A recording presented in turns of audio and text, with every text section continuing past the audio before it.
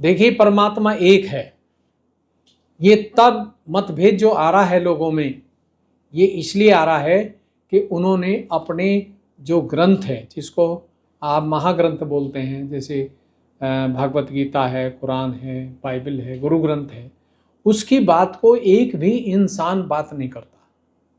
केवल वो यही कहते हैं कि जपते रहो, नाम जपते रहो। वो कह रहे हैं अल्लाह अकबर करो, नमाज पढ़ो, ये कह रहे हैं मंदिर में जाओ, जल चढ़ाओ, कांवड़ लाओ।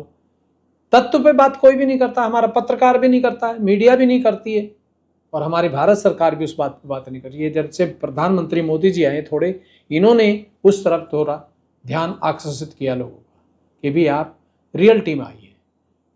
तो इसलिए ये जो परमात्मा एक है, लेकिन परमात्मा को प्रूफ कैसे किया जाए। अब बहुत सारी जगह आप जाएंगे, जो एक आत्म साक्षात्कार, जो सहस्त्रार का इंसान है दुनिया में, वो स्त्री हो, पुरुष, बच्चा, कोई भी हो सकता है, वो आत्म साक्षात्कारी अगर आत्मा के अनुकूल चलता है तो वो मंदिर, मस्जिद, गुरुद्वारा और चर्च को बताएगा कि ये चारों में एक ही चीज निकल रही है। जैसे कहीं ट्यूबवेल है, पानी निकलेगा, लेकिन अगर कहीं आदमी का हाथ कट जाए तो वहां खून ही निकलेगा। अगर 3 आदमी का हाथ पे कहीं आप ब्लेड लगाएंगे तो लाल खून ही निकलेगा। लेकिन मजहब तो अलग अलग था, तो एक कैसे?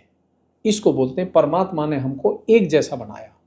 हम हंसते हैं तो एक जैसे, रोते हैं तो एक जैसे, खाना खाते हैं एक जैसे, मतलब हर चीज तो हम एक जैसी करते हैं। वहां भेद क्यों नहीं करते कि नहीं नहीं भी ये इस गांव में तो मुस्लिम रहते हैं, हम इनके अनुकूल कैसे रहेंगे, जबकि सामने सामने घर हैं।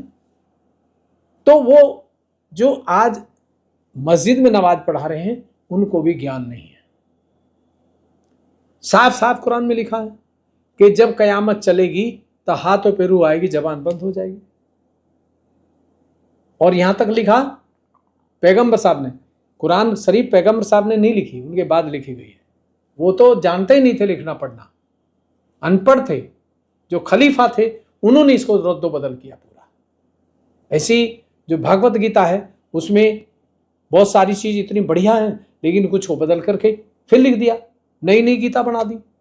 अब जो लिख रहा है उसे पढ़ने से भी बीमारी आती है, क्योंकि जो अधर्मी लिख रहा है, जो धर्म पे नहीं है, अगर वो लिख रहा है तो उसकी पढ़ाई को पढ़ने से ही पेट में गैस बनेगी, लोगों को पता ही नहीं है।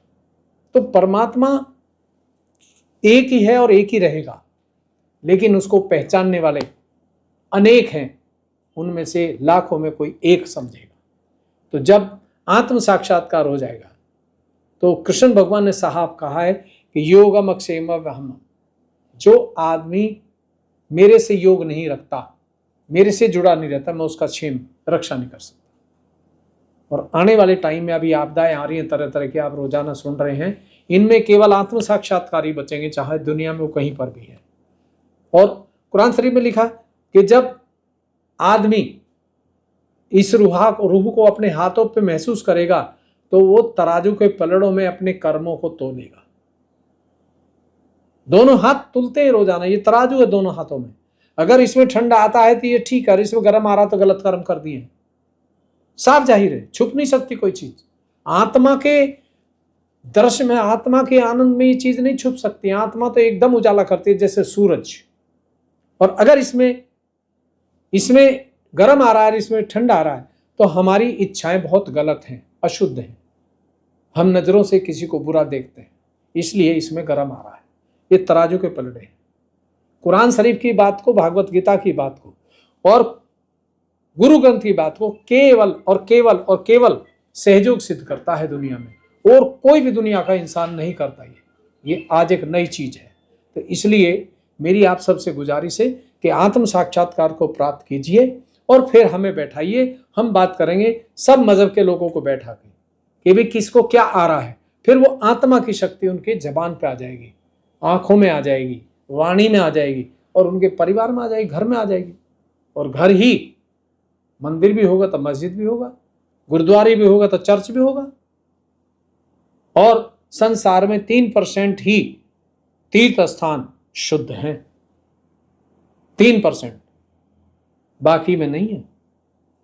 गंगा जी बहती हरिद्वार से निकलती गंगोत्री से, लेकिन अब हर इंसान के शरीर से बहती है, और मुस्लिम के शरीर से भी बहती है, हिंदू के भी बहती है, ईसाई से भी बहती है और सिख से भी बहती है।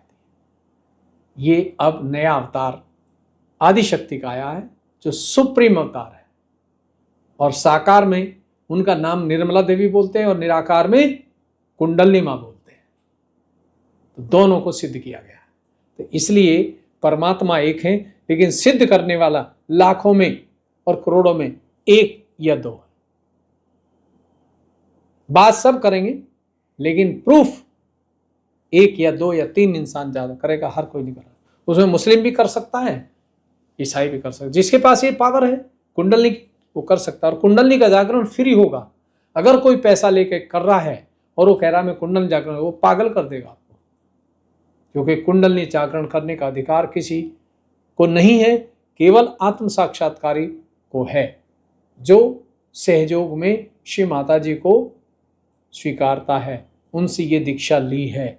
और आज माता जी की जगह सहयोगी इस दीक्षा को दे रहे हैं और निःशुल्क दे रहे हैं, कोई पैसा नहीं। तो ये नई चीज़ है, आप इसे समझिए। परमात्मा एक ही है, और आप असली मंदिर, मस्जिद, गुरुद्वारे को पहचान सकते हैं, असली ग्रंथ की किताब को पहचान सकते हैं कि किसके पढ़ने से बीमारी लगेगी और कौन से ग्रंथ की किताब को पढ़ने से बीमारी समाप्त